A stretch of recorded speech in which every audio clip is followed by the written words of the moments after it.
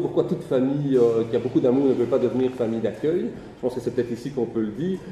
C'est parce que toute famille qui éduque bien ses enfants et qui est contente de les avoir éduqués n'est peut-être pas d'accord de passer 5 à 10 ans avec un assistant social sur le dos qui va venir voir ce qui se passe dans sa famille. Et qu'accepter cette intrusion-là, si c'est une véritable intrusion, eh bien, il y a peu de familles qui sont d'accord de vivre ça et d'accepter que quand il y a un petit couac et qu'on doit faire appel à l'assistant social du service, ben, que le petit couac avec l'enfant, c'est parfois dû au fonctionnement de leur famille, c'est pas toujours dû à l'histoire de l'enfant. Et que donc des familles qui sont prêtes à être partenaires avec nous pour vivre cette expérience, en fin de compte, il n'y en a malheureusement pas beaucoup et pas assez. Et je rajouterais peut-être un deuxième élément sur ce qui fait que c'est compliqué pour une famille d'accueil, pour une famille normale de devenir famille d'accueil, c'est qu'avec ses propres enfants, eh bien, ils ont en tête leurs propres parents. Et quand on a face à soi dans sa vie familiale, 24 heures sur 24, un enfant qui est en famille d'accueil, c'est savoir aussi que dans sa tête, et parfois dans ses raisonnements, il a ses parents de naissance en tête, qu'il les voit beaucoup ou pas du tout, il a ses parents en tête et il fait des liens entre les deux, et que ça, parfois, pour des bons parents avec leurs propres enfants,